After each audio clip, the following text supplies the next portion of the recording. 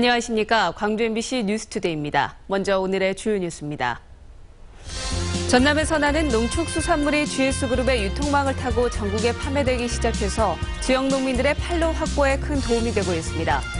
무등산에 묵고 쉬어갈 수 있는 생태문화 휴양타운 조성이 추진되고 있어 광주를 대표하는 휴양 공간이 생겨날 것으로 기대를 모으고 있습니다. 삼성전자의 점차적인 생산라인 폐쇄로 광주 지역 협력업체들의 경영난이 우려되는 가운데 비슷한 경험을 먼저 한 경북구미의 중소기업들도 자구책 마련에 안간 힘을 쏟고 있습니다. 목포와 제주를 잇는 해저 고속철도 건설의 필요성에 공감하는 여론이 높아지고 있습니다. 광주 주변의 무등산과 연계한 생태문화 휴양타운 조성이 속도감 있게 추진되고 있습니다. 탐방객들이 묵어가고 쉬어갈 수 있는 광주 대표 휴양 공간이 탄생할지도 모르겠습니다. 김인정 기자입니다. 한려해상국립공원과 북한산에 이어 전국에서 세 번째로 많은 탐방객이 찾는 무등산 국립공원. 타지 등산객들이 무등산 때문에 일부러 광주를 찾지만 대부분 해지기 전 다시 광주를 빠져나갑니다. 1박 2일이나 이런 2박 3일 코스가 제가 알기로는 없는 것으로 알고 있어요. 올라가면 산장이 있는 것도 아니고 당일 코스로 할 수밖에 없죠. 광주시가 이 탐방객 잡기에 본격적으로 뛰어들기로 했습니다. 무등산 광주 호수생태원과 가사문화권, 야영장 등을 자연과 문화가 어우러진 체험 프로그램으로 정비해서 남도의 매력을 걸으면서 체제하면서 느낄 수 있도록 하겠습니다.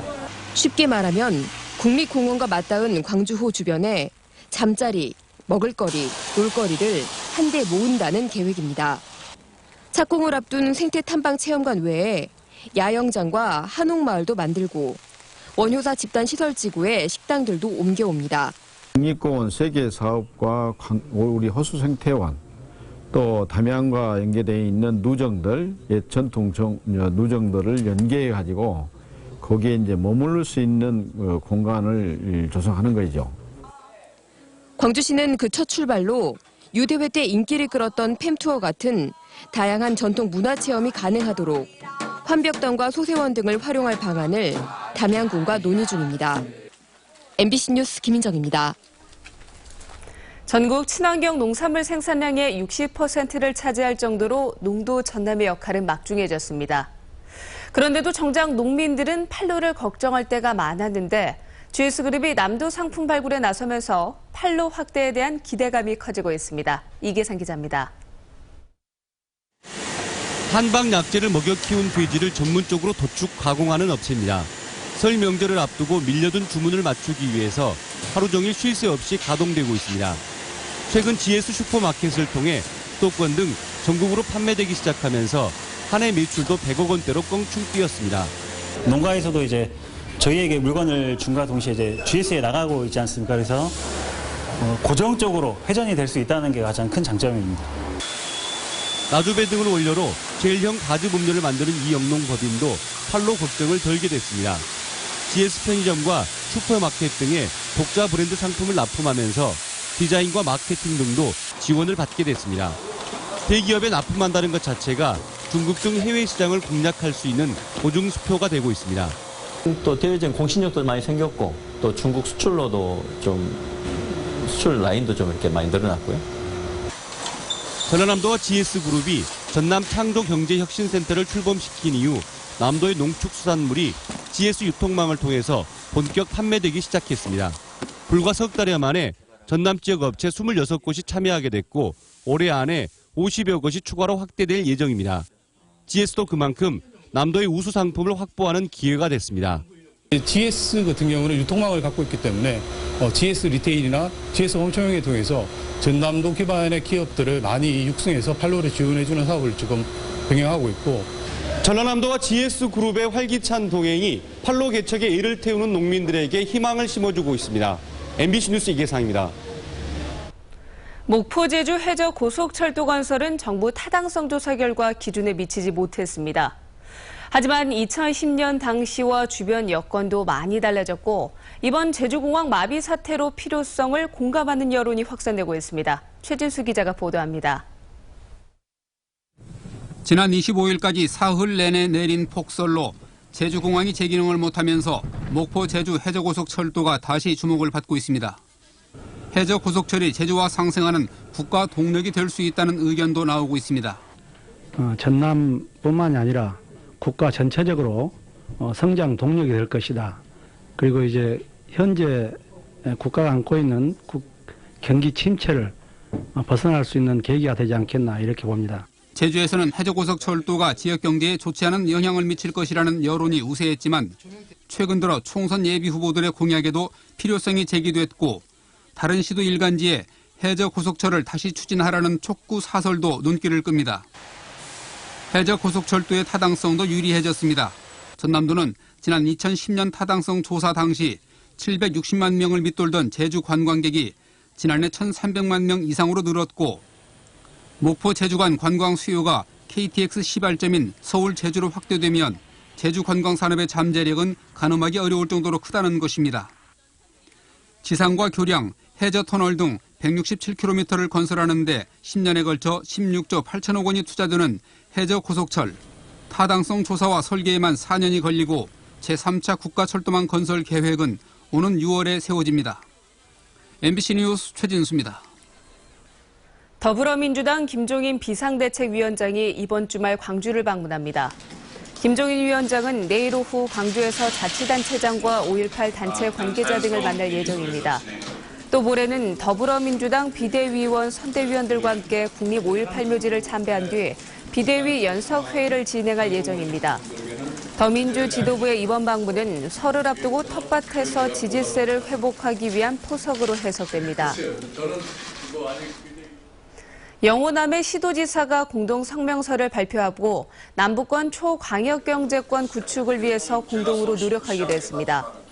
광주와 대구, 부산, 울산, 전남북과 경남북 등 8개 시도의 시도지사들은 대구에서 열린 영호남 시도지사 협력회의에서 남부권 초광역경제권 구축과 지방소비세율 인상 등을 위해서 공동 대응하자는 내용의 성명을 발표했습니다.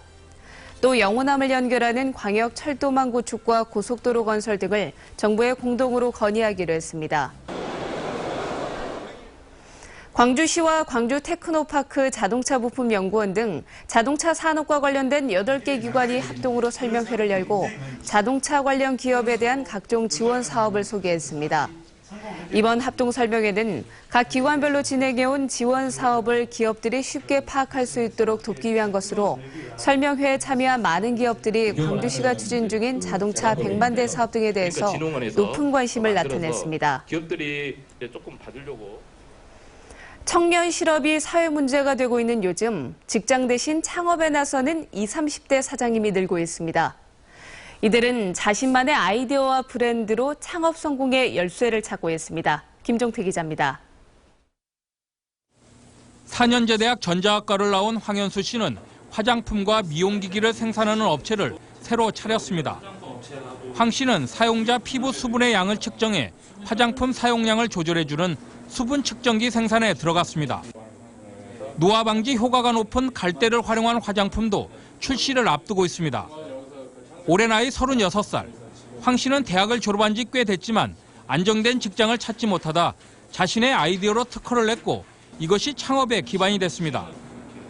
화장품 회사 여러 곳에서 주문이 쇄도해 올해 수익만 3억 원 이상 기대하고 있습니다. 저는 정말 제가 어떠한 어려움이 오더라도 한번 도전해서 꼭 제 브랜드를 가지고 해외 시장에 나가서 한번 꼭 해외 시장에 제 제품을 한번 출시를 하고 싶습니다. 꼭 자신 있습니다. 서혜미 씨는 대학 졸업 후 어려운 취업 대신 커피점을 새로 열었습니다. 커피점 이름도 유명 프랜차이즈 대신 자신의 이름을 딴 브랜드를 택했습니다. 창업 자금이 부족한 것도 이유였지만 그만큼 직접 만든 커피에 자신이 있었기 때문입니다. 박람회장 근처의 자리에 주로 관광객들에게 입소문을 타면서 싸고 맛있는 커피점으로 단골 손님이 큰 폭으로 늘었습니다. 제 가게 1호점을 크게 열어서 이제 로스팅도 하고 전문적으로 이제 커피를 궁금해하고 배우고 싶어 하시는 분들에게까지도 기회를 제공할 수 있는 그런 창업자가 되고 싶습니다.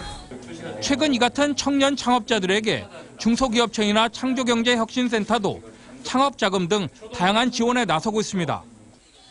올해 국내 청년 실업률은 2000년 이후 가장 높은 9.4%. 지역의 젊은 창업자들이 높은 실업 장벽을 뛰어넘어 좋은 아이디어와 브랜드로 성공적인 창업의 길을 열고 있습니다. MBC 뉴스 김종태입니다. 광주 고용노동청은 지난해 광주 전남에서 실업급여 부정수급자 1,100여 명을 적발했고 이들이 부정하게 받은 급여액이 5억 7천여만 원으로 나타났다고 밝혔습니다. 노동청은 부정수급한 돈을 회수하는 한편 부정수급자와 이를 도운 사업장은 형사 고발하기로 했습니다. 또 부정수급을 막기 위해 다음 달 1일부터 경찰과 함께 합동 특별단속을 시작하기로 했습니다. 광주 동부경찰서는 투자금의 2배가량을 주겠다고 속여 투자자들로부터 수십억 원을 가로챈 혐의로 48살 장모 씨를 구속하고 37살 안모 씨 등 3명을 불구속 입건했습니다. 장 씨 등은 지난 2014년 광주 도심에 사무실을 차려놓고 65살 김모 씨 등 480여 명에게 1,200여 회에 걸쳐 27억 원가량의 투자금을 받아 가로챈 혐의를 받고 있습니다. 경찰 조사 결과 이들은 투자자들에게 받은 투자금을 선투자자들에게 지급하는 방식으로 이 같은 일을 저지른 것으로 드러났습니다. 차를 몰고 바다로 돌진해 부인을 숨지게 한 혐의를 받아온 40대 남성이 집행유예 확정 판결을 받았습니다. 대법원은 자동차 매몰치사 등의 혐의로 기소된 49살 조모 씨에 대한 상고심에서 살인의 고의가 있었다고 보기 어렵다며 음주운전 등 일부 혐의만 유죄로 인정해 징역 3년에 집행유예 5년을 선고한 원심을 확정했습니다. 조 씨는 지난 2014년 여수의 한 해안도로에서 부인과 말다툼을 벌이다 차를 몰고 바다로 돌진해 조수석에 타고 있던 부인을 숨지게 한 혐의 등으로 재판에 넘겨졌습니다.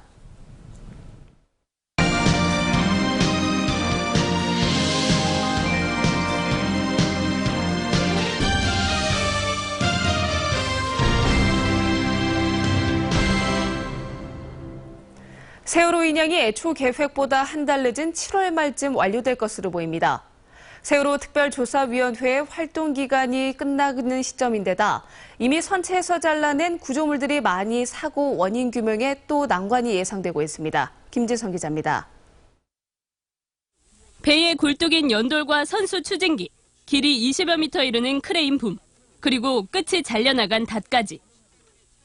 중국 업체 상하이 셀비지가 세월호 선체에서 절단한 것들로 승객 승선용 사다리 등 이 밖에도 많은 구조물들이 제거됐습니다. 인양에 장애가 된다는 이유로 지난해 8월부터 제거돼 현재는 부산에 있는 바지선에 보관돼 있습니다. 몇 개 돌출부 같은 경우에는요, 이게 이제 인양 작업할 때 간섭이 일어나기 때문에 당초 6월 말로 예정됐던 선체 인양은 설계가 늦어지면서 7월 말로 연기된 상태. 앞서 해양수산부는 인양 뒤 모든 처리 과정을 공개하고 특조위가 요청하면 선체 조사도 가능하다고 밝혔습니다. 하지만 닷 등 주요 구조물들이 선체에서 제거된 지 오래인데다 정부가 특별조사위원회의 활동 기간을 오는 6월까지로 규정하고 있어 사실상 조사는 불가능합니다. 그러니까 정부가 그렇게 일방적으로 하고 있는 거죠. 7월 말 내지 8월 초로 해서 그러면은 2017년 1월 정도까지가 올바른 법 해석이다 이런 입장입니다. 특조위의 활동 기간을 연장하는 내용을 담은 세월호 특별법 개정안마저 표류하고 있는 가운데 유가족들은 선체 인양 시점에서 6개월 뒤까지 보장해 줄 것을 호소하고 있습니다. MBC 뉴스 김진선입니다. 광주 MBC의 김철원, 이정현 기자가 한국방송기자 대상을 수상했습니다.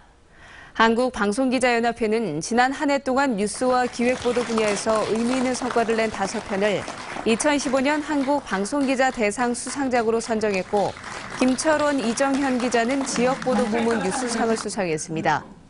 두 기자는 행정소송을 통해 수사기관의 개인정보 무단조회 실태를 끈질기게 파헤친 점을 평가받았습니다. 처음에 취재할 때는 몰랐는데. 전라남도는 설 연휴 기간인 2월 6일부터 10일까지 도와 전 시군 보건소에서 비상진료 대책 상황실을 운영하기로 했습니다. 전라남도는 도내 42개 응급의료기관에서 24시간 응급의료 서비스를 제공하고 병의원과 약국이 일자별로 당번을 정해 운영하도록 했습니다. 또 최근 중남미에서 문제가 되고 있는 지카 바이러스 유입에도 신속하게 대응할 수 있도록 질병정보 모니터망을 확대 운영할 계획입니다.